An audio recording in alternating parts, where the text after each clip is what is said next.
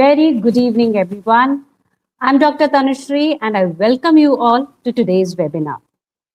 How many of you have qualified CSIR NET, SET, or completed a PhD, yet still feel uncertain about how to secure an assistant professor position?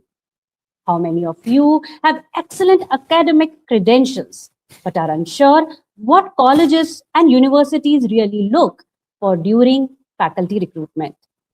And how many of you dream of standing in front of a classroom, inspiring students, building a respected academic career, but don't know the exact roadmap to get there?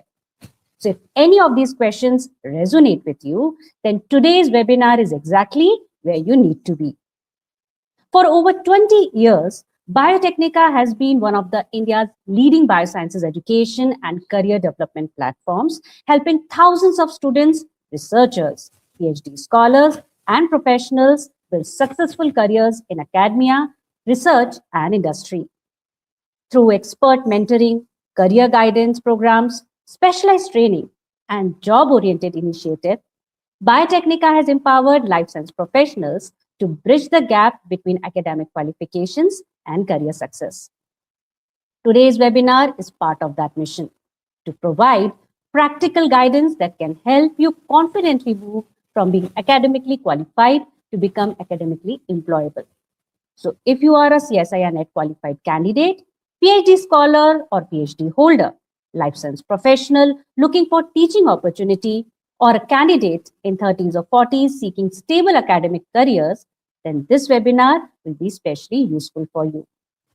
So to guide us through this journey, we are honored to have with us three eminent personalities with us. None other than our very own Shekhar Suman sir, CEO Biotechnica, career mentor and education leader who has helped thousands of life science candidates. Welcome, sir. We are really honored to have you with us. Thank you so much. Also, we have with us Urmimala ma'am, category manager by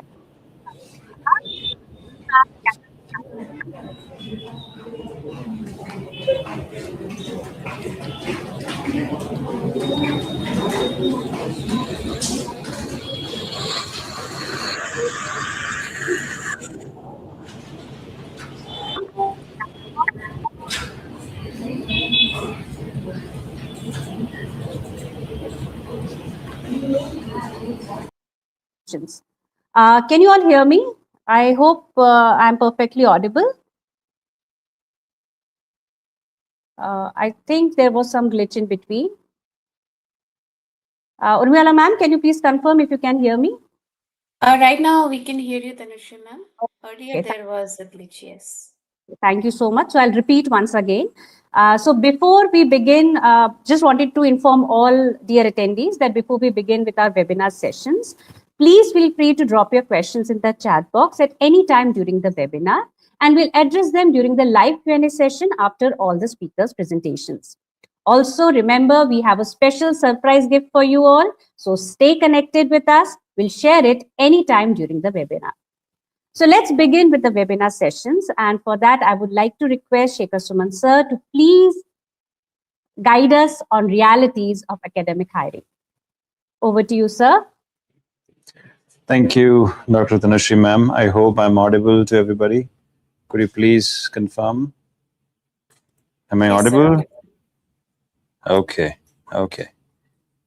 Right. So I can see a lot of people joining in. Welcome to the session, guys. It's been probably a year or so before I came live. So, first of all, thank you so much for joining me live. And it really feels exhilarating to meet all of you face to face live. So, today in this session, we are going to talk about how to become a life science professor, assistant professor in universities. Now, let me be very honest, heart to heart conversation with you.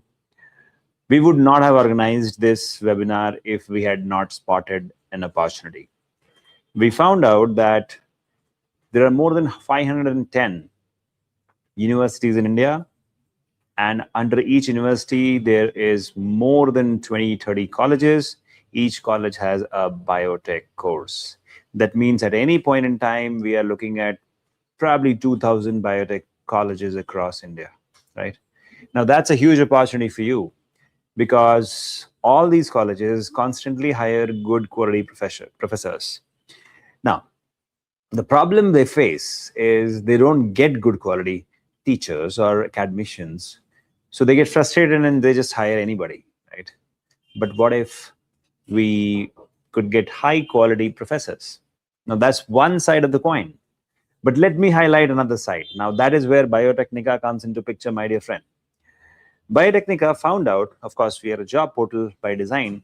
So we found out that people don't get jobs not because there are less jobs. There are plenty of jobs. They don't get jobs because they don't get the right guidance at the university level. So we said, okay, why not train our professors? So we came up with a faculty development program. But when we're doing that, we realize that there are so many vacancies which go unfilled.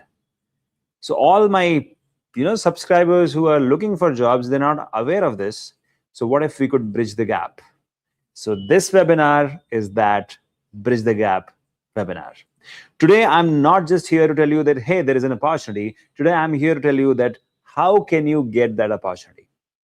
Now, becoming an assistant professor is not just a very good high paying salary job, but also opens plethora of opportunities for you and the future generation.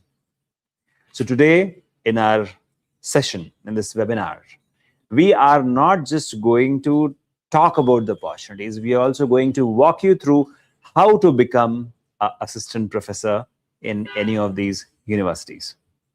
For last 2 decades, we have trained students for CSIR NET and GATE. And after they qualify, they are eligible for lecturership. They're eligible to become an assistant professor. Now, there's a difference between becoming eligible and really becoming one assistant professor, right? Now, there is something you should know. Not every university requires you to have a CSIR NET qualification uh, per se on the day one. They give you 3 years time that you can qualify CSIR NET while you become an assistant professor. There are so many things which general public is not aware. You all are not aware. So with this webinar, we are trying to address all of them, right? But here is a surprise gift from my side to all of you, and that is, if you attend this webinar till the end, okay, we will share a form towards the end of this webinar. That will be a feedback form. So of course you have to share your thoughts, your feedback, your questions in that form, okay? And if you fill that form, you will get a surprise gift. It will be a complete walkthrough, direct vacancies, list of colleges and universities which are hiring right now, which will be hiring in the next 6 months, and a complete picture, a complete handbook, which will be given to you all if you fill that feedback form. And of course, your feedback will help us become better. We'll be able to conduct better webinars, right? So is it a promise, everybody? You will be attending this webinar till the end. Can I have a yes quickly in the chat box? Can I have a yes? Yes. Assistant professor. Yes, that's right. You can become one. Yes, that's right. But we are going to help you become one. We are going to make you future proof. Can I get a yes quickly in the chat box? Yes. Okay. Thank you so much. This is really amazing. I'm getting so many yes, and I can see all my super fans out there. Thank you so much for joining me here in this webinar. So guys, now let's look at how the industry is transforming, how the academia is transforming. Now, From 1980s to 2010, people thought that if you have a PhD, only then you can become a professor, right? But then came the era from 2010 to 2026. The last 16 years, we have seen an explosion of private universities, right? They pay you well, they give you a good work-life balance, and of course, they have huge amount of students joining the biotech sector through these colleges, right? You name it, any private university, but they require highly qualified professors. Now, one problem which you all might face is, okay, I don't have a CSIR NET qualification, so can I become assistant professor? Well, here are three things you should know. These universities also hire non-CSIR NET qualified candidates at different layers, like a guest lecturer, ad hoc lecturer, or a part-time lecturer, or a associate professor or assistant professor, depending on the requirement. Okay, and they give you 3 years time to qualify CSIR NET. Now we spotted this opportunity. Why? Because every university comes to us to get their students placed, right? We are talking at any point in time to more than 500 universities, right? So our aim here is to place you as an assistant professor, and our aim here is to build the future generation of our country with the help of all of you. So if we are ready, let's begin today's webinar. I would invite our next two speakers who will be talking to you, who are going to give you a power-packed session, and they are going to support you throughout your future vision.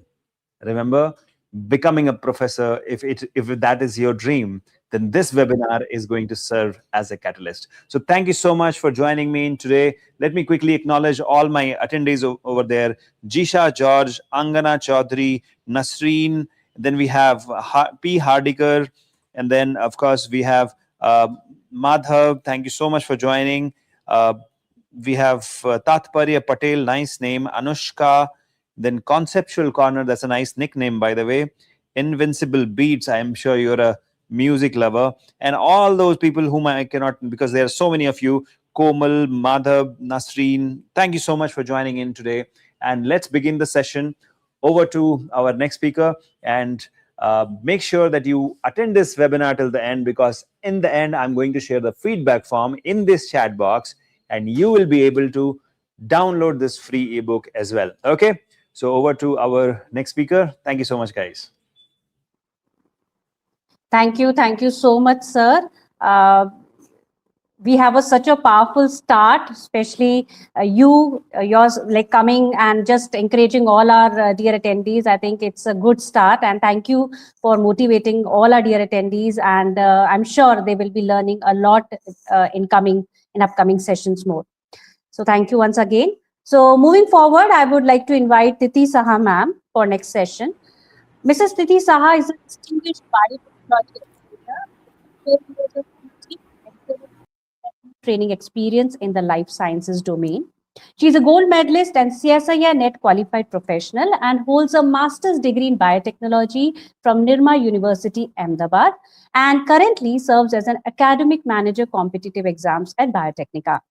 Her expertise spans genetics, molecular biology, molecular tools, and evolution, and she has guided thousands of GATE and CSIR NET aspirants through her concept-focused teaching methodology.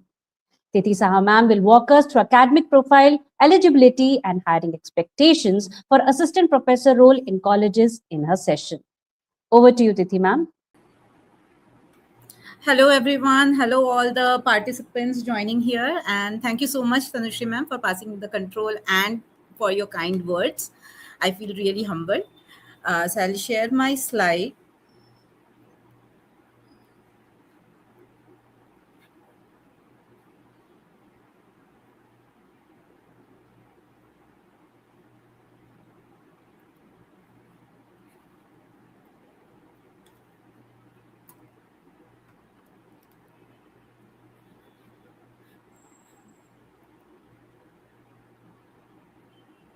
I request everyone, please let me know if my screen is visible.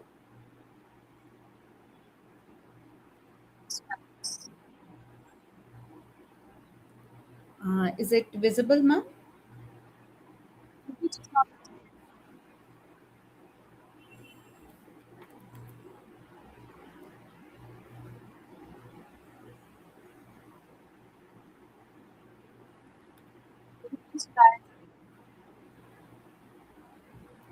Yes, am I audible? Is the voice clear? Okay, fine. All right. So I know all of you, I can see questions already coming in, and we will be taking up all your queries, all your questions at the end. So let's begin our session, and I will be telling you about what actually colleges look for in assistant professors. So I'll be talking about eligibilities. Okay, we'll start with the eligibilities. We'll go to the academic profile, and we will talk about the hiring expectations. Tithi Okay, ma'am, sorry, and everything in between that. So let's get started. Tithi ma'am, sorry to interrupt you. Ma'am, could you please share your PPT? It looks a bit blurred. Sorry, ma'am, I'm not able to hear you. It's fine now. Nothing, ma'am, please continue. Actually, the PPT was blurred earlier. It's nothing fine. Please proceed. Okay, thank you. All right, everyone. So we will start with the baseline eligibility checklist. Okay, so what are the minimum eligibilities that you should have for to be an assistant professor, which is the starting step of your academic journey. So first is your master's degree. So you should have minimum of 55% marks. Okay, that's the minimum requirement. And definitely, if so, 55% marks is for the general category, and there is 5% relaxation for the for SC, ST, OBC, PWD candidates. Then the next requirement is NET and SLET qualification. Now, this is mandatory for government colleges, but it is not so mandatory for the private institutions, just like how Shekhar sir was telling you. Okay, so we will look into that. We will go in the detail, but yes, NET and SLET, if you have that qualification, that definitely adds up to your resume. Next, your PhD status. Now, again, according to UGC rules, if we go, PhD is not mandatory. Okay, it is not legally mandatory for entry level. So, entry level of the academic career starts with assistant professor. So, for assistant professor, PhD is not needed, but it is essential for your career progression. Like after assistant professor, the next promotion will make you associate professor and then professor. So for those progressions, those career progressions, PhD is needed. But PhD also will give you a unique edge at the time of hiring, and I will tell you that in some time. And the last requirement is the subject alignment. That is, if you have studied your higher education and PhD from life sciences, so you can teach any life science, right? So you cannot switch the subject. So you cannot. It's not that you have completed your masters and your PhD in physics, and then you are coming to teach life science. So that will not happen. Okay. So the alignment between the subjects and discipline has to be there. So that's the baseline eligibility. Now, what are the 5 pillars of a strong profile to get this entry level job? So the very first thing is the NET and JRF. Okay, so it proves your domain mastery across national standard, and because NET is a national level exam, so it goes unasked that you have the subject knowledge, the fundamental knowledge which is required for you to teach at this particular level. Because when you get hired for assistant professor, so you are teaching undergrads as well as you can teach postgrads also. Okay, so if you're going to any universities, you get the chance to teach the postgrads also. So NET or JRF or even the state level exam, which is we call as SLET, so that actually gives you the credibility that your subject knowledge is sound, and now you can teach that. Okay, so that's one of the 2 strong pillars. Next is PhD.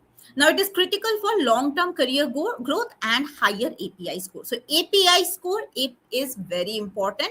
API here stands for Academic Performance Indicator. Okay. So, this API score for that PhD is important. As I was telling you, that for entry level, for assistant professor, PhD is not needed. But for your subsequent career progressions, PhD will be very beneficial. Next is your publications. Now, publication, why is it important? Because that shows your knack towards research, what all research you have done. Because your research is not credible if it is not published. Okay. Now, one more thing when we talk about publication is there are lot of journals right now in the market, some online, some offline, who are like you can pay and you can publish your article. Okay, they don't even look for your credibility, look for your authenticity of your research. Okay, so those kind of journals are actually not considered. So according to recent UGC guideline, it is clearly mentioned that publications will be counted or will be beneficial at the time of recruitment only if it is published in UGC Care Journal. So UGC has given a list of journals which are considered as credible journals or some Scopus journals. Okay, so in those journals only if your publications come, then only it matters. All right, so publication shows your research credibility and how you can contribute for the higher education, and definitely last but not the least, your teaching skill. Okay, so if you have any kind of prior experience in teaching, so that will give you an edge here. Okay, so teaching experience definitely matters. Now, understanding the API score. So I told you API stands for Academic Performance Indicator Score. So this API score is definitely used by all universities, whether it's government or private university, for career progression. Okay, but it is not only used for career progression. API score is also utilized for recruitment. Okay, so you can check your API score right now. All right, so I'm going to tell you what are the criteria for the API score according to recent UGC guidelines. So API score, total score is 100. Okay, now out of that 100, 30% of that is 30 points is given to PhD. So that's why I was telling you that even though PhD is not considered as mandatory requirement for the entry level, that is assistant professor, but having a PhD gives you this extra 30 points. Okay, so that helps you in the score. Okay, now next is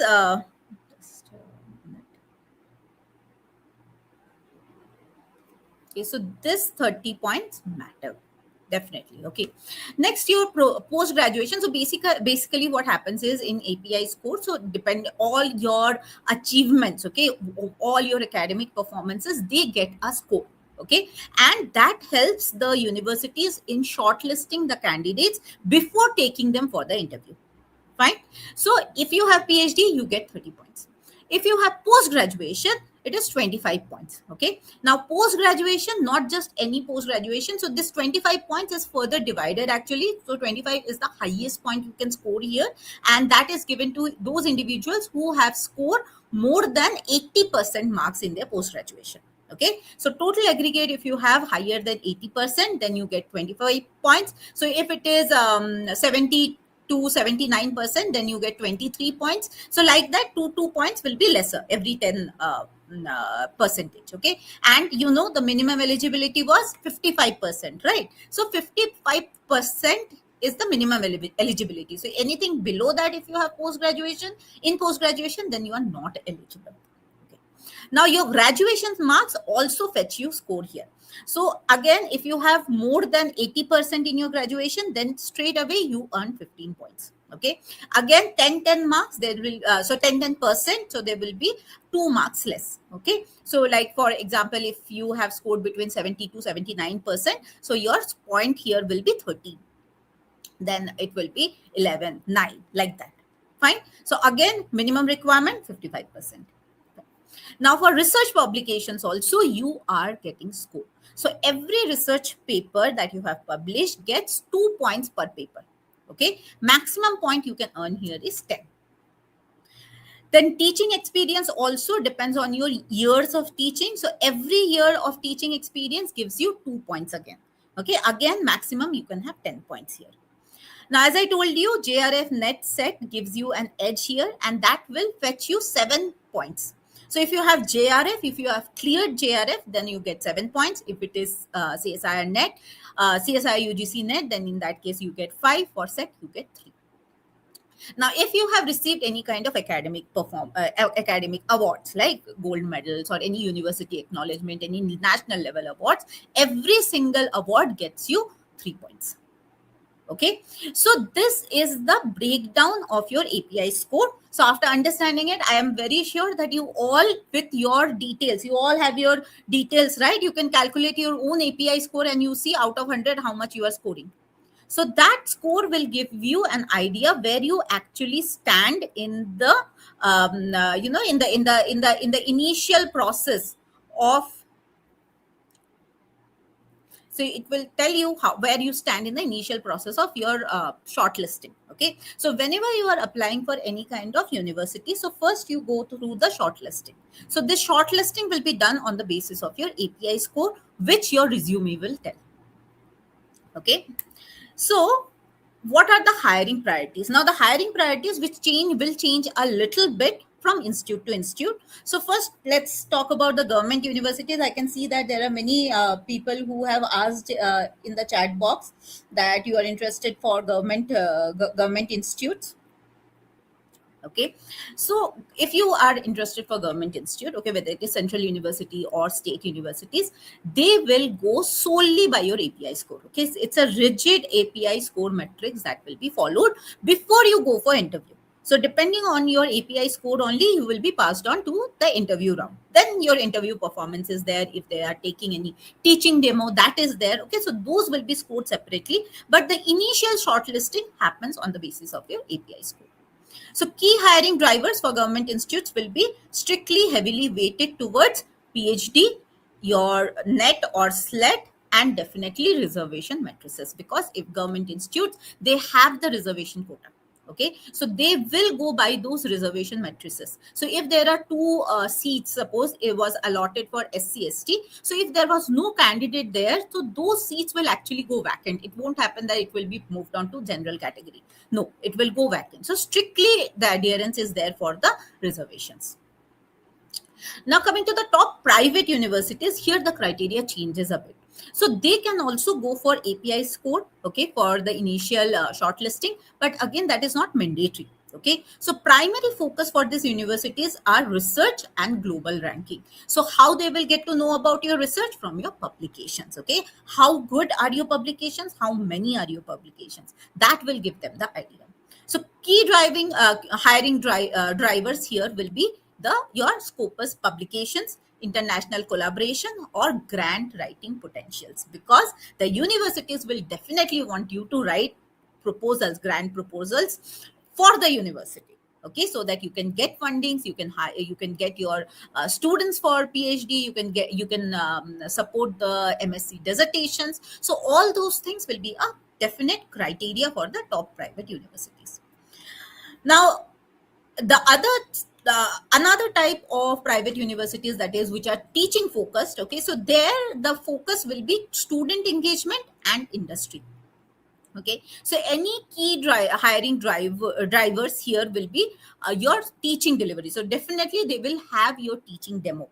Okay, and don't worry, we will help you there also. Just be with me in our next session. Urmimala ma'am will come and she will actually guide you how to make a very powerful demo, 10 minutes demo, but how to make it very powerful that immediately you are selected. Okay, so stay with me and Urmimala ma'am will guide you there. Okay, so for this teaching focused colleges, it is mandatory the teaching demo. Okay, so teaching demo it actually decides your skill, your communication skill, your teaching skill, your ability to break down the complex topics, make the students understand that. Okay, and along with that, definitely your research credibility will also be counted. Now coming to the recruiter priorities. Okay, so that was about the guidelines. Now, what are the recruiter priorities? So according to the data that is available on the internet, okay, based on the surveys done to the selection committee members in tier 1 institute. So the first criteria that they look for is the research output. Okay, again, showed by your publications. Next is your teaching. How good is your teaching? Okay, how well is your communication skill? Fine. Then administrative fit. Now see, 70% is administrative fit. That is alignment with institutional goals, your ability to do teamwork, your ability to do leadership potentials, your ability to lead a particular project. Okay, and also work as a team member of that project. Okay, so these are essentially looked for in by the recruiters at the time of recruitment, even if it is academic role. And definitely there is communication skill. Okay, now how to build a strong academic CV? So as I was telling you that for the shortlisting. So your CV is very important, because before the recruiter see you, they see your CV. All right. Now, if you are solely applying for academic jobs, so you have to tweak your CV a little bit, and your usual resume cannot go here. Okay. In fact, for any kind of job, that is true, that your chance of getting hired increases if your CV is perfectly fitted for that job. Okay, so now here, since all of you are interested for academic career, so how to build a strong academic CV? Now you understand that academic CV is a little bit different from the usual CV. Why? Because academic CV will highlight your educational details, will highlight your achievements, academic achievements. Okay, so it should clearly mention your education details, like from where you have done your post graduation, undergraduation, how much was your score, in which year you did it, everything clearly mentioned. Net or PhD status, because it is one of the important pillar, so you have to mention it in your CV, and it has to be on the top itself, so that the recruiter can see it at a glance. Okay, research works, again important priority. You saw 90% importance is given to research work. So your publications, okay, list of publications, and definitely the publications has to be properly aligned. Fine. And they also have to be very much clear. So then what kind of conferences or workshops you have attended, if you have if you have arranged any workshop, if you have been a moderator, okay, there. So all those things will add on to your resume. Then your teaching experience, definitely you should mention that. You have to mention that. Now, see, nowadays we all are moving towards edtech, right? So even though the universities are there, but still edtech is taking over that also. So if you have any kind of edtech skill, that is, you are capable of handling, let's say, Google Classroom, or you are capable of handling any other softwares, okay, which can be used in edtech, so that adds on to your skill. So your skill here will be that. So if you have it, you should mention it. If you don't have it, I think it's time for you to start developing on it. So I'll just give you a quick example of what is a bad CV and how a good CV should look. So as I was telling you that in the education details, don't just mention your degree and the college. Mention your degree, your college, the year of passing. Okay. So and also your class, means how much score you got. Okay. So on the basis of that, so you can mention first class, second class, distinction, like that. Then definitely your net and PhD status, whether you have done PhD or not, if you have done, in which year you were awarded, if you have got net or not, if you have JRF or not, if you have SLET or not, and also the year in which you qualified. So it should be completely mentioned. Then your research work definitely is there, and your publications. So publications again should be arranged properly. So those publications where you have authored as the first author, definitely that should come first. Or those publications which were published in higher impact journals, they should come first. Okay, so that's how you have to arrange your publications. Then conference, workshops, any kind of awards, if you have won in any of those conferences, definitely you should mention. Teaching experience, yes, it should be there, and again it should be properly mentioned. Okay, from which time to which time, from in which college, what subject you have taught, that also if possible. Okay, so remember that academic CV has to be structured, organized properly, concise, so that it should not look like a paper itself. Okay, it should look like a CV or resume, which will, like, in a glance, in 10 minutes, the recruiter is able to understand and know all of your skills. It should be achievement focused, and definitely it should be error free. Now, when you are going for application, just to increase the number of publications, please avoid this trap. So very first trap is the predatory journals. So do not, if you have published any article in this pay and publish journals, so that actually destroys your academic credibility. So if you have that, my suggestion will be, please remove it from your resume.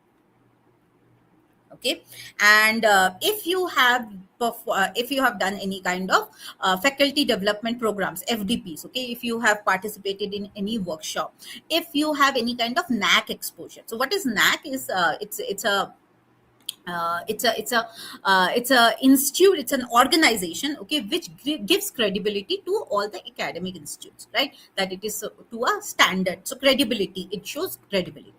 So this NAC accreditation, or it actually takes a lot of paperwork. So if you have any which way have participated in any kind of NAC accreditation, okay, so like from your earlier job, if you have participated in that, so definitely it's worth mentioning here. Okay, you have to mention that, because the universities and institutes will like it, okay, because they will see it as a important skill that you have and that they can use in their own accreditation. Okay, so if you have it, worth mentioning. And of course, don't write any generic letters. Your cover letter that you are writing should be totally tailored to that particular post, to that particular university. Now, so this is all about the assistant professor, the academic role, academic CV, and what are the requirements there. Now, we have seen that many people after 40, after 45, after having industry experience, now want to shift to academics. Now, so we get so many queries, so I thought that we will answer that in today's webinar. So is it possible to pivot? Definitely it is possible. Okay. In fact, I hope all of you know about New Education Policy 2020. Yes, can I have some responses in the chat box? You all know, right, about New Education Policy. It has got implemented across all academic institutes, right? So in that, UGC has mentioned a special clause, okay, which gives the ability for industry experienced professionals to switch to academics. And they have done the relaxation in what? They have said that if a person has this many years of experience in industry, they don't have to have PhD to be an assistant professor, or for academic progression, they don't have to a PhD. Why? Because their experience matters. Their 10 years, 15 years of industry experience will create a lot of change in the students, okay, and the students perspective towards the industry. All right, so UGC has given those kind of relaxation. So now if you are really wanting to switch job and come to academics, so your industry experience is definitely not a liability, it is an asset. Okay, so so what you can do, or how you can pitch yourself, you can show that your experience in the industry, that experience will help you understand the students, you make the students understand the various case study, the market scenario, okay, what is the actual market demand, where is the gap between academics and the market demand, and that will help you, like you can help fulfill that, okay, so that the students are better placed at the end of their education journey. Okay, so you have to show this kind of skills like team management, decision making, institutional contribution, how you have contributed in your previous companies in the growth and how you can contribute here, your leadership quality, and your mentoring and guidance, okay, ability. All right, so when you are able to display these categories to the recruiter, so you are actually positioning yourself as a very strong candidate, okay, and definitely for you the API score does not matter because you have the rich industry experience.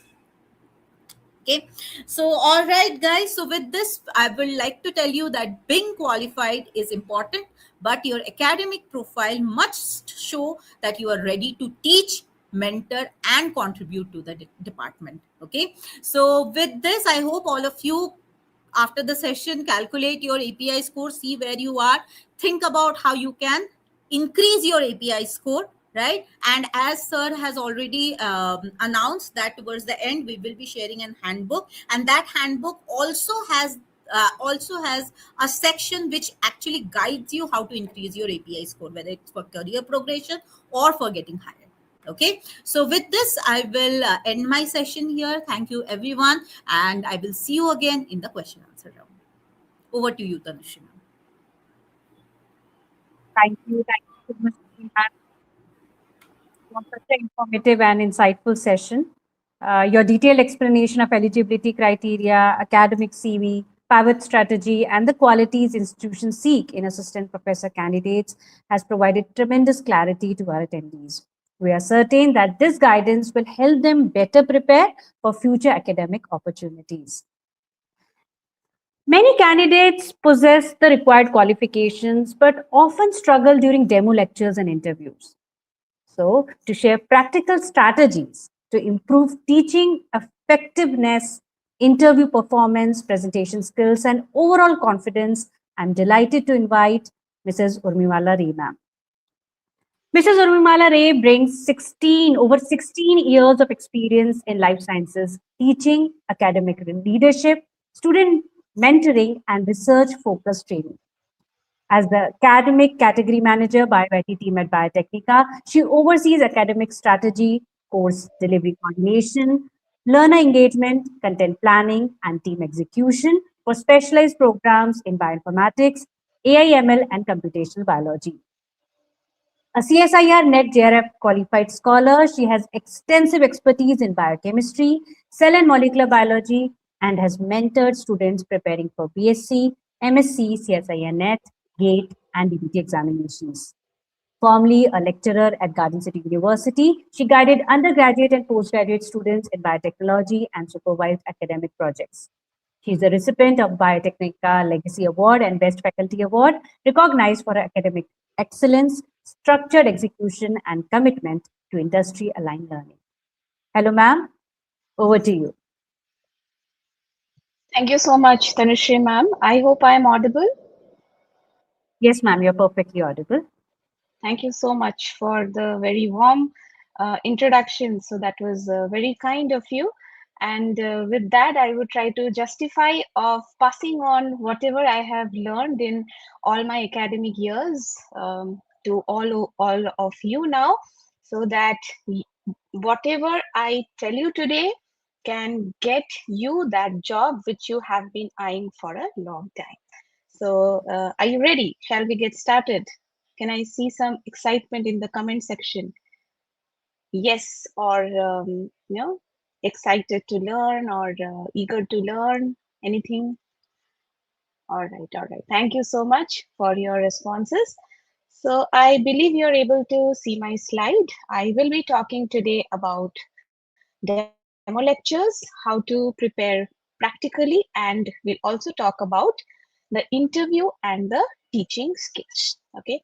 So what I'm going to tell you is how to structure a 10-minute demo lecture, how to choose a particular topic that you're going to talk about, um, common assistant professor questions, interview questions that you might have to face, and how to answer, like, why do you want to teach? Everyone must have faced some or the other time if you've attended any interviews, right? So we'll see what some common questions are and how to present your research background. If you have, at least you should be having some MSc dissertation, so that is a good start. Apart from that, you might have some more, so I'll tell you how to present that, and also how to handle the nervousness that you might face during the interview. Okay, so let's get started. The first slide is how to prepare for demo lectures. Okay, so prepare the content flow. First of all, you prepare in advance. That's the golden solution I'll give you. If you are prepared, automatically confidence comes. First, jot down the pointers. Obviously, you'll have to choose a topic. My next slide is on how to choose a topic. So whatever topic you have chosen, prepare in advance. Okay, jot down the pointers and whatever ideas are there. Segregate them into slides. First, write down whatever you want to say. Let's say you have 10 minutes, you have 15 minutes. So within that, a rough idea how much time you would have. Then you segregate. Okay, these many pointers I will put in the first slide and the second slide. So like that, you segregate your slides in a proper flow and design with visual representations. Right now, you are equipped with a lot of AI tools. So even if you give your contents to any AI tool, that give them in a flow, arrange them in a flow, or segregate them into slides. Okay, don't try to get the entire thing from AI, because the professors who are going to recruit you are much smarter than you. So don't try to play such kind of games. Write down your own things and don't focus on what is the content that you are delivering. Focus on how you are delivering the content.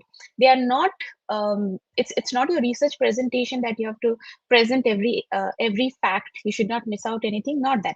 Take out a very simple concept and ensure that you explain it very childlike. You are interviewing for a job to make students understand. Okay, so that should be your primary focus.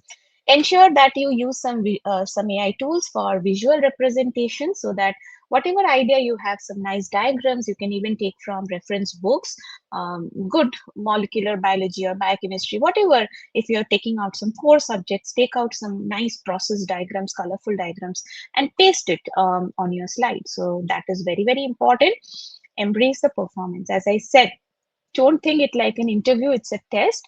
Your energy matters a lot, and that energy will be transmitted to the recruiters. Okay, whoever it is, it's a panel member or if it's a student. So be very excited to teach. Okay, so okay guys, so today I'm going to talk about enzyme. And not guys, I mean like sir and ma'am, today I'm going to talk about enzymology. And for that, let's think about why exactly enzymes are important. So that is how you start. That excitement should be there in your body language and in your face. Record and practice. That's again a golden suggestion from my end. Either in front of the mirror, okay, or you record it, later you analyze, you can show it to someone, some of your confidant person whom you feel that they will give you some genuine suggestion.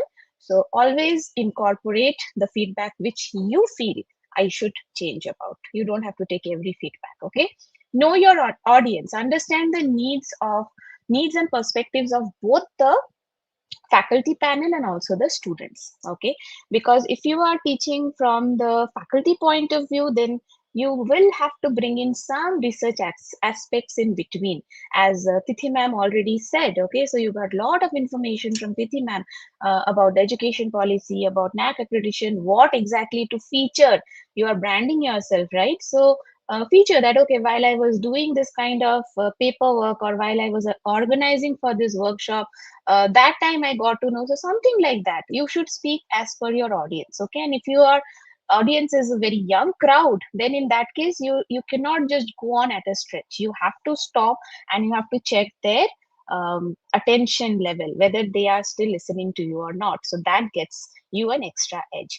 Also, timing and backup plans. Prepare a backup plan, a shorter version, in case they say, okay, we have very quick 10 minutes or so and some extra examples. Okay, so very important is how much time you're spending on each slide. So time every section, otherwise you will overshoot your time, which is not a good criteria, which is not a good thing to do when your timing is a very important criteria, because in the future you'll have to take classes and classes are timed.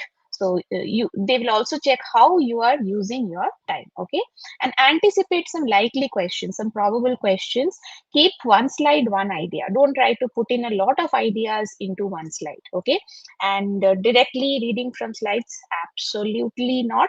And focus on teaching. You're not, as I said, you're not showcasing the knowledge. Okay, so let's say there is this replication process. What is, why initiation, why the elongation, termination, why these are happening. Okay, these are happening, but then you should teach that how it goes and bind, why it goes and bind. Okay, so not exactly the knowledge transfer, it is how easily you are able to make the students understand. That's what you should focus on. So my tip is, visit the classroom a day before if possible. If you stand out there, you picture yourself that you're taking, check the board height and visualize yourself teaching there. Check the setup, board, projector, markers, because you know what, if something goes wrong, your brain stops functioning. Suddenly you panic, and even if you're very well prepared, you may mess up a bit. So this is also important. Okay, going on to the next part, how to choose a topic. So here I would like to give one important start, is that avoid the everything trap. Okay, don't choose immunology, let's say how a T cell recognizes an antigen. So that will be a very big topic. That's not a good thing to do. Okay, or if you want to, if you just have 15 minutes and you want to teach the entire enzyme kinetics in 15 minutes, so that's not going to work. Okay, so select a topic that needs a concept based more than fact heavy topics. Okay, so which you can explain that why we are considering for enzyme kinetics, why we are considering the enzyme concentration, the substrate concentration, why other things are not important. Okay, why we are considering the rate of reaction. So things that explains why part and not the fact heavy, that okay, this goes and binds, and these are the proteins, this host recognizes that. So these are fact heavy. Don't choose such kind of topics. Okay, remember, ultimately the topic should be something which you are genuinely confident about. So confidence is the biggest key. You know that CRISPR is a hot topic, PCR is a hot topic, spectroscopy, chromatography, technique based, very hot topics, but you are not confident. Don't fall into the trap. Okay, go into simple things. If you want to explain protein synthesis, if you are good in vaccines, okay, explain how hybridoma technology works. So these are really good topics also, which you can do a quite of justice. And most importantly, pick a topic which you can draw, which you can show in visual, rather than just writing the text on the PowerPoint. So visual is very important. Narrow down, avoid overly broad topics. As I said, a very broad topic, never choose that. Pick up, pinpoint a very simple topic, explain visually, choose a concept that can be explained, nice diagrams can be drawn for that, a flow chart based topic. So there the techniques are very good. Fundamentals are always preferred. Okay, so maybe you have done some research, but you thought that okay, let me present my research. That doesn't work. If you are a PhD, okay, and you thought that you will pick up your PhD thesis to give a demo. Okay, so that generally doesn't work. Rather, you pick up a very basic concept, which is the pain point of students. So that might do the magic. You will be surprised that okay, they are, on one hand they are checking the API score, they're checking how much I can contribute to the research. That part you come later. You will definitely have a Q&A, right? So that part you come later. You showcase at that time. Your CV will also have. But while teaching, while choosing the topic, always choose a fundamental topic, and fits time limit. Ensure the topic fits within at least the concept you can cover within 10 minutes. Because if you are given, let's say 20 minutes of time, don't take entire 20 minutes only to teach. I'll tell you how to utilize your time well if you have got 10 minutes to teach, okay, or 20 minutes. So if you can't explain it simply, don't just choose it. Your topic should be something you can break down into maximum 2-3 clear sub concepts with visual aids. That is why what I said, that if you're, let's say, picking up replication, then you just have 2-3 concepts, right? Initiation, elongation, termination, and that's it. One diagram, one of each, and that's it, you're golden, right? So how to structure a 10-minute demo lecture? Mind it, this is very important. Any kind of demo lecture, do this and definitely it will be a hit among your recruiters. So the hook, open with a question, a story, or a surprising fact, that did you know, or let me ask you a question, or something, you know, what happened to me the other day. So something like that, okay, which obviously has relevance to the topic which you're going to teach, right? So core content, next 1 to 6 minutes that you spend, depending on how much time you have, explain 2-3 core concepts with the visuals. Okay, then last some 5 minutes you have to break it up in such a way that the first half of the 5 minutes, it's an engagement. So if let's say you're going for an assistant professor and your subject would be life science, then pick up a CSIR NET life science question. Okay, showcase a diagram or something, or do a quick activity. Okay, so if you have an audience of students that are sitting in front of you, so in that case you can give them a quiz or a short thing, an activity. Can you recognize the genes which are cancerous? Can you recognize the proto-oncogenes? Can you recognize the tumor suppressor genes? Okay, so some kind of activity. So they will think that okay, the intention is not just giving a demo lecture. This teacher is genuinely interested in passing on the knowledge. Okay, summary, very very important. Key takeaways, what you understood. Okay, so now by this time you must be clear of this particular concept. Okay, so this closing statement is very important. Recap the main key takeaways clearly and end with a thought-provoking question. Again, in that also you leave with an open-end question. So keep thinking why exactly this particular part happened. Okay, why it didn't happen in the other way. Okay, so leave it open-ended. And a 10-10 rule is that maximum 10 slides, maximum 10 minutes of the core content, and 10 words per slide title. So this keeps your lecture focused, your audience engaged, and your message memorable. Okay, the shorter, the better. how to explain complex life science topics simply. So very, very important. Listen carefully. If you are passed out or you are somewhere lost, please come back. Okay, start from what students already know, right? So if you're teaching molecular biology, okay, who can tell me what is a molecule? How are you able to picture a molecule in front of you? So start with something which students already know. Use simple language first, then go to the scientific terminology later. Okay, define the technical terms before using them. If you are using any technical word, okay, which might not be known to them, and avoid any long definitions that uh, what is meiosis or what is mitosis. So meiosis and mitosis is this. So that doesn't work. Okay, so don't go into keeping definitions on your slide, never. Rather you paste a picture of it and then you say, so can you see the two cells are dividing? Okay, so that's is what is mitosis. Okay, so something like that you have to do. Build the drawing live. Okay, so don't dump a fully labeled complex biological pathway on the board all at once. Draw it line by line, or if you're using a slide, then open it one by one. Maybe hide a part and then open it one by one. Let the logic unfold in front of your audience eyes. Okay, so you can use some analogies from everyday life, like DNA is a recipe book. So for example, you want to explain the central dogma, DNA to RNA, RNA to protein, right? So you can say, so if you want a certain a book, you want to refer to a book, do you go to the library, you tear the page of the book? No, right? So what you do is, that's a master copy, you cannot disturb that. So if you want a copy of it, you xerox it and you keep it for yourself, then you can make notes out of it. So something like that, you'll always have to connect with some analogy. That works very much. Ensure in your demo lecture you definitely have that. Okay, so yes, analogies, and always say, like, start with the big picture, as I said, before diving into the details. Use diagrams and flowchart. Visuals always beat words, and break into three to four simple steps. Don't keep the entire chunk. Never include long sentences in your demo, and avoid technical jargon, or even if you are using it, then explain it immediately when it is used. So always explain, so what. So after explaining a pathway test step, immediately you state why it matters to a living cell if that particular step fails. Okay, so explain why before going on to how this happens. So Feynman technique, all of you must be aware of that. Pick up a topic to learn, write about it as if you're explaining to someone. Okay, see where you have gaps.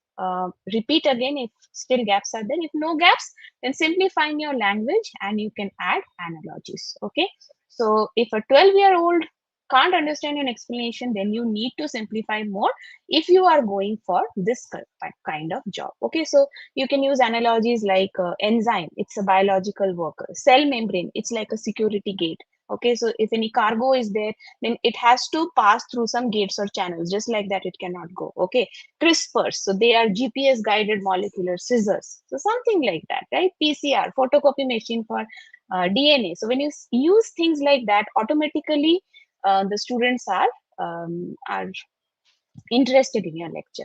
Now, coming to common assistant professor interview questions. So tell us about yourself and your research background. Ensure that you know all of this, at least this 8 to 9 questions which I'm talking. Your answers are already preset for this, and you're very confident to speak about that. Not AI generated answers. Okay, you can take their help, but also give it a human touch, like what you feel. Okay, something about that. Or maybe you can ask AI tools that how should I frame this answer? Then whatever points they are giving you that this all things should be included, that you put it on your own. So that is how you humanize your answers. Okay. Why do you want to join our institution? What courses would you like to teach? I could have easily given you answers over here, what ideal answer should be there, but that would go beyond the scope of time of this session. And moreover, I don't want to put answers in your mouth. This should come from yourself. Okay, and maybe we can have a separate session on this if you want to learn about all this, right? So why should we hire you over other candidates? Why do you want to be a professor?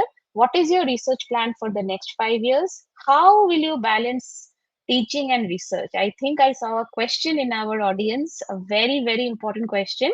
So you ensure you have the answer for that. What courses would you like to teach? And how do you handle difficult students? So if they say that if half the classroom looks completely blank while you are teaching a process, let's say glycolysis, then what are you going to do? Okay.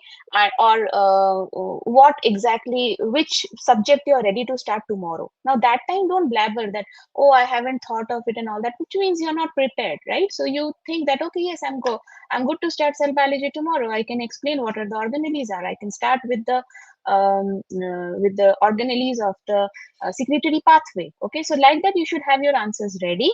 How will you train students to tackle competitive exams in case you have to prepare for CSIR? Or what is your strategy for handling a student who is constantly challenging your answers in your class? Okay, so these all are very common questions. Ensure that for all this you write down the answers, and as I said, be specific, not generic. So that's why if you generate from AI, you will get generic answers, which is not so much valuable.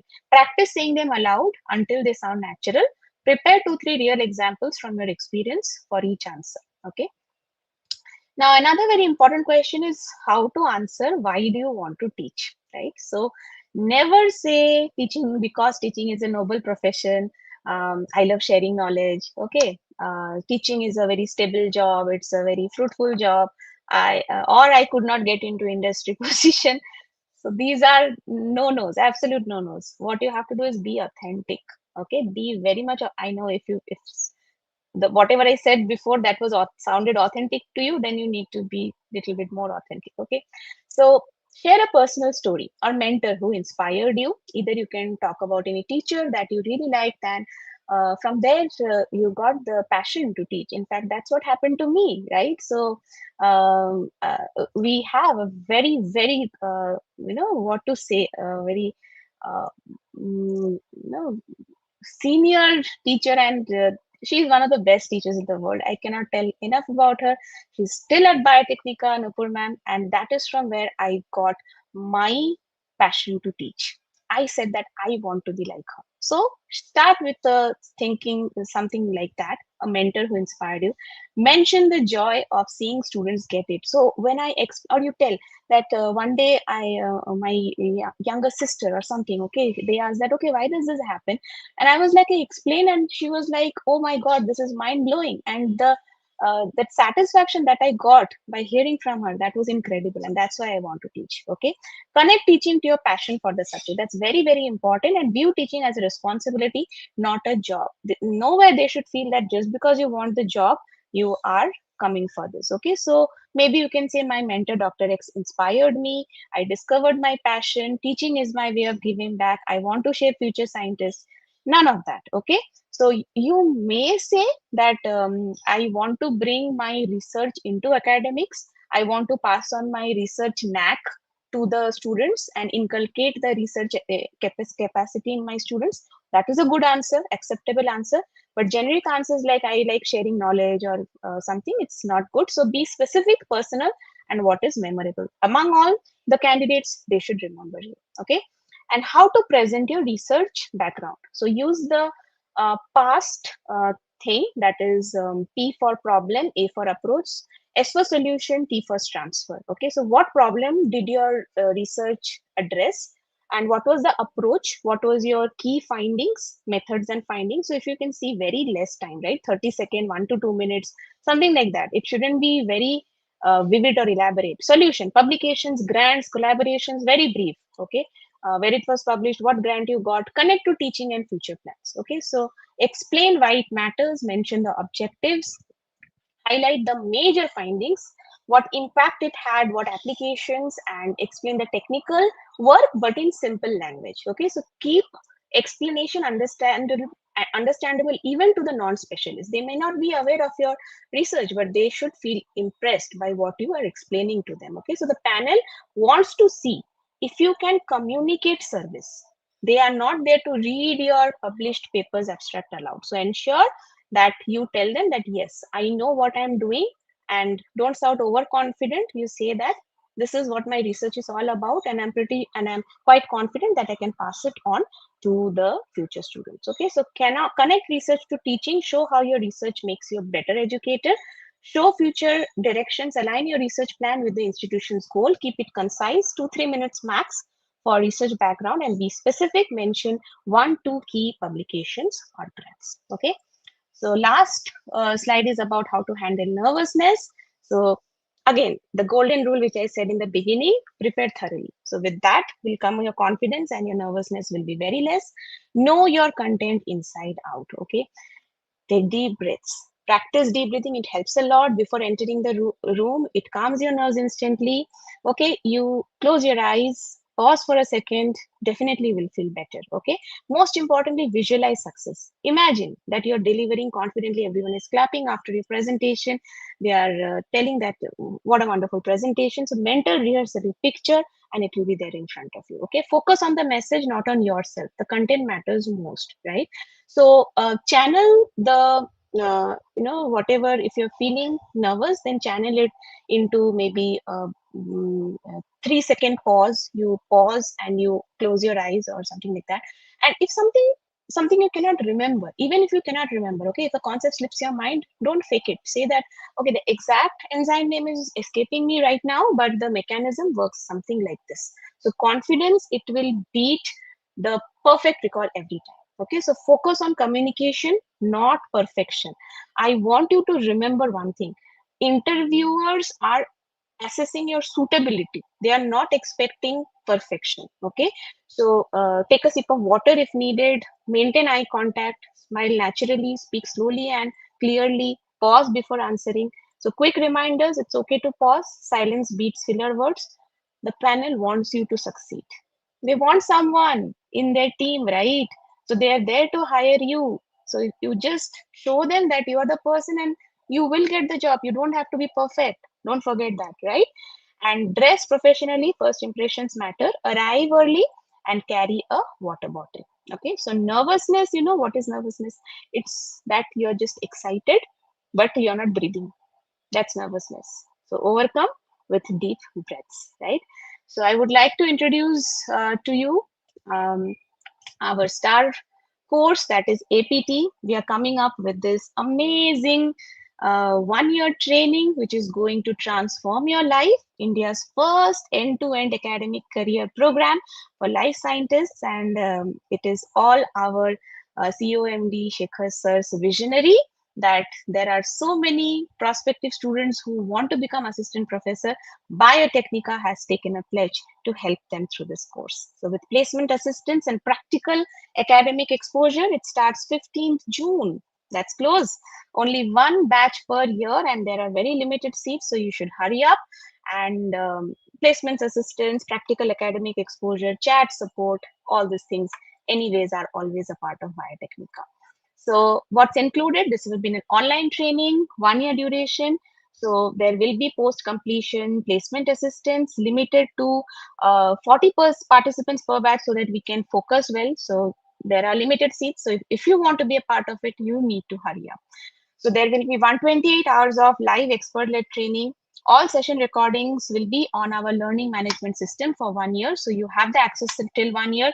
There will be 11 modules, very important modules across covering all pedagogy, research, edtech, and career readiness, supervised micro teaching with faculty and peer feedback, certificate of completion from Biotechnic Info Labs, and obviously the placement assistance after your program completion, right? So I want to tell that this entire thing is phased out into 3 phases, phase 1, phase 2, and phase 3. The phase 1 will be CSIR NET Life Science Coaching. So that will cover all the 13 life science unit, and this time it is with DBT. So you will definitely need coaching because it's the first batch that is going to have in December with this combined exam of DBT and CSIR syllabus. Phase 2 will be the professional academic training. So there you will learn about everything, NAC, NBA, research supervision, NEP, mock interviews. So this is the heart of APT, okay, assistant professor training. And then we have the supervised micro teaching. Yeah, live 15-minute micro teaching. You present, we tell where you're going wrong or where you're going right, okay? So with peer feedback, with structured faculty, so capstone where theory becomes your classroom confidence. I received a question where it's like, I know the concept, but I'm not able to explain it. This line, my dear, it's for you. Most candidates don't lose opportunities because they lack knowledge. You have the knowledge. You lose it because you cannot present your knowledge confidently in a classroom or interview setting. So first of all, start believing yourself. If you know a concept, you have recorded it, you're seeing the recording. Okay, I delivered it pretty well. That means I'm good. So start feeling that first. Knowledge plus presentation skills will definitely give you success. With that thought, I end my session. I hand over the controls to Tanushree ma'am. Thank you everyone for listening. Thank you. Thank you so much, ma'am. It was really a very insightful session. You have Thank you so much, especially ma'am. demo lecture preparation, teaching methodology, communication skills, and interview strategies definitely or undoubtedly, I should say, will help our aspiring academicians present themselves confidently and professionally during faculty recruitment processes. So thank you Thank very you, ma'am. much. Thank you. So dear attendees, we have now reached to the interactive session of interactive segment of today's webinar. And we'll now open the floor for question and answer session. I request all the attendees to post their questions in the chat box and our experts will address as many questions as possible. So first question I will be taking is of conceptual corner. I am confused between assistant professor and the research field, that is scientist job. How to judge for myself what is best for me? Or should I just prioritize the pay in deciding it? I can take up this question. Sure. May I? Okay. Yeah, so your thinking is actually very common among students who are very genuinely passionate about science. Okay. So, your primary motivation is to discover new knowledge or solving scientific problems, or if you want to contribute to society through your research, then I will say a research oriented career will be a better fit for you. But you are not, your observation is not completely wrong. You are right. Many university professors, they have to balance teaching, admin work, research, mentoring, student mentoring, which can actually limit their time available for their own research. So if you want that research is your main focus, that's what drives you, you may consider career only as a research scientist and in research institutes, premium research institutes, national laboratories, R&D organization, or even industry research center. But what I'll suggest you is that right now, don't think of this as a permanent choice that right away I have to decide. Okay, so you start gaining research exposure through internships or through projects. If you find that spending long hours is what is giving you satisfaction while investigating the scientific questions, then you go for research, okay, in due course of time. But if you see that no, you got an opportunity to explore and teaching and mentoring students, if you saw that this was okay, this I enjoyed, then academia can be a very rewarding career for you. So best choice is something which will align with what you enjoy doing every day, and definitely not what is the job title or what is the pay. Thank you so much, ma'am. I hope this answers your question, conceptual corner. Moving over to another question, which is from Komal, that can we do assistant professor job and PhD at same time? Tanushree ma'am, I would like to take this up. Sure. Yeah, Komal, yes, of course you can do that. Okay, so as I mentioned in the requirements that the PhD is not a legal requirement or a mandatory thing for getting your starting your academic career as an assistant professor. So without PhD also you can get the job of assistant professor. Now when you are working with that institute, there only, because there you will have the senior professors, the associate professors who are already training students under them for PhD, right? So the provision is there not only in the private institutes, in the government institutes also the provision is there that along with your full-fledged job of assistant professor, you can also enroll for PhD under a guide in the same department. Okay, so basically where you are working as a teacher, there only you are conducting your research. Okay, so that way you can complete your PhD as well as keep working as a assistant professor, and once your PhD is done, so that gives you extra points and that definitely keeps you ahead in the game of your progression, okay, in your promotion. So next then once your PhD is done, then you definitely with the required amount of teaching experience and the teaching hours and the kind of exposures and experience, you will become eligible for the next level of promotion, which is associate professor. So definitely, as working as an assistant professor, you can enroll yourself as a PhD student in the same institute and department, or even you can do it from a different institute or department also. Okay, so from my personal experience, I would like to tell you that when I used to work as assistant professor in Central University of Chhattisgarh, so there I entered without a PhD. Okay, because PhD is not mandatory. I had my net, so I got the opportunity to work there, and there I also got the opportunity to get enrolled as a PhD scholar also. Okay, so like for my personal reasons, I did not take that offer, but that offer is there. Okay, in fact, I know many of my teachers who had done, like when they were teaching us in the college, so on the side they were doing their PhD as well. Okay, so that is completely possible. You can do that. Thank you so much, Tithi ma'am. Moving over to another question, which is from Paris Parekh. If we don't have post-graduation and we are switching to PhD directly on basis of graduation, then 25% will achieved automatically or not? Like, or post-graduation is compulsory in these cases. So I think, Tithi ma'am, it is related to API score, which you discussed. Yeah. So please, I would request you to take this. Yes. So, Paras, for assistant professor, because when you get eligibility as an assistant professor, so it becomes important that you have a post graduation also. Okay, especially in life sciences. Now, that is regarding the API score, which is there. Okay, now with the changed education policy, the new education policy, which allows BSc honors to be of 4 years, and after that you are moving on to PhD. So in that case, the guidelines of API score has to change a bit. Okay, but till now it is still the same, that post graduation above 80% will fetch you 15 marks. Sorry, 25 marks. I'm sorry, 25 marks for post graduation. So that is there. Thank you so much, ma'am, for clarifying it out. Moving over to another question, which is from Tithi Saha. She's studying MSc Zoology. So she's asking that is studying MSc Zoology better for assistant professor, or MSc Biotechnology have equal opportunities? Urmimala ma'am, would you like to take up this question? Yes, sure, ma'am. So, see, both MSc Zoology and MSc Biotechnology, they can lead to assistant professor positions, okay? But provided you clear CSIR NET or the relevant eligibility exam. So, choose zoology if you're interested in animal biology or ecology, physiology, and teaching the zoology part. Anyways, CSIR NET also has the zoology, that is animal science components. And choose biotechnology if you're interested in processes like molecular biology or genetics, genomics, bioinformatics, biotech industry opportunities. Okay, so the thing is, right now the trending field is pharma industry, healthcare sciences. So if you can, then I would say you can consider biotechnology.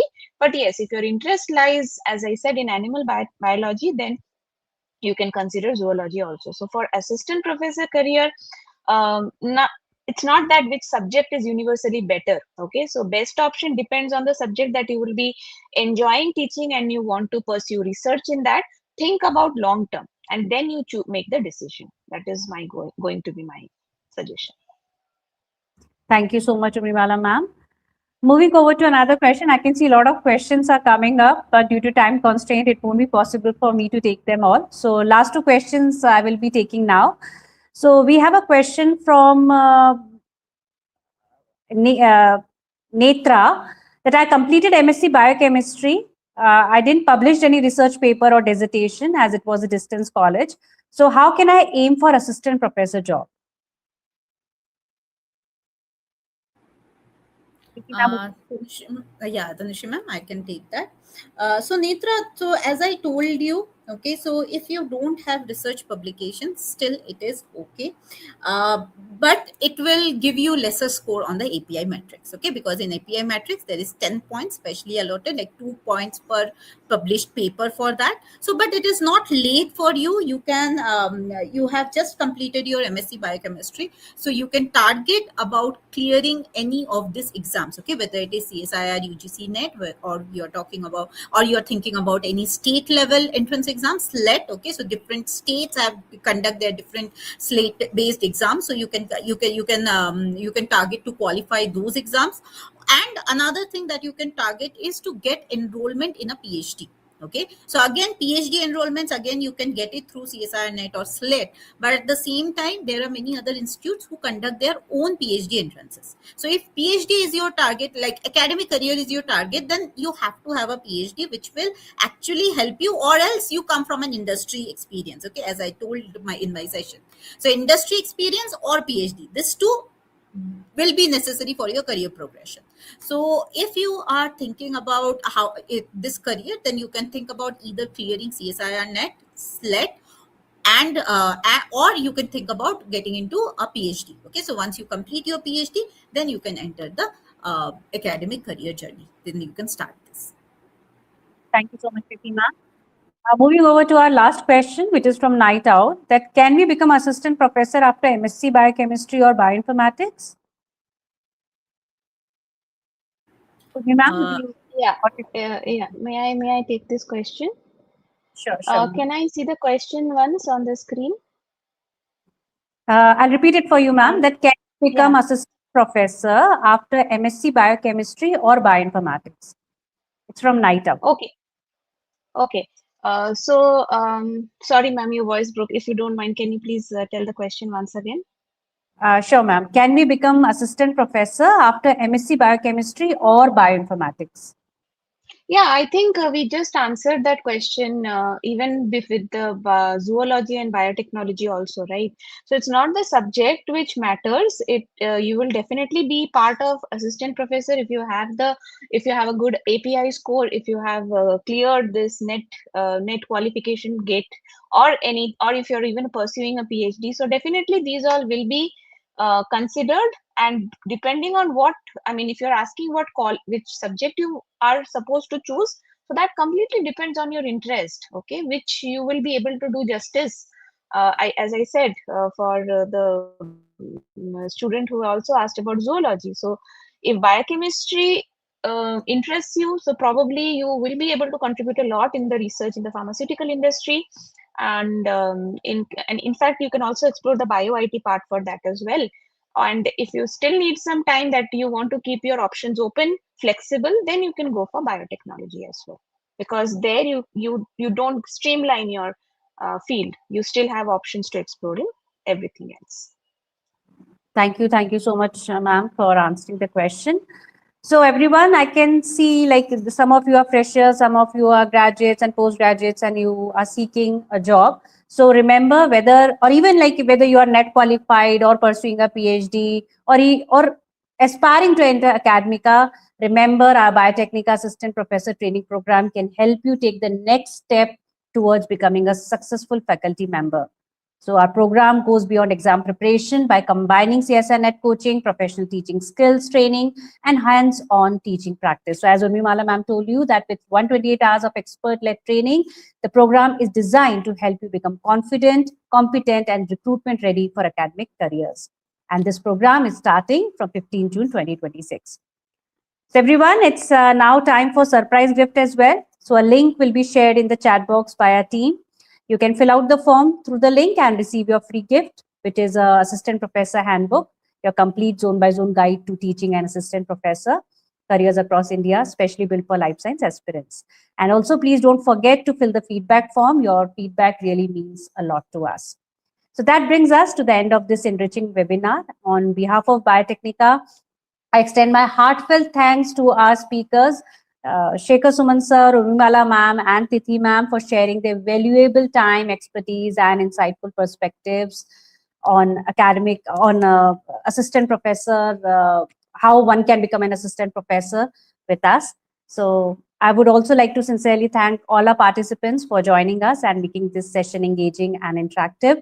We hope today's discussion has provided you with a clear roadmap towards becoming an assistant professor in life sciences and has helped answer many of your career-related questions. So thank you once again for being with us today. Stay connected with Biotechnica, keep learning and keep growing. Have a wonderful evening ahead. Thank you, everyone. Thank you, everyone.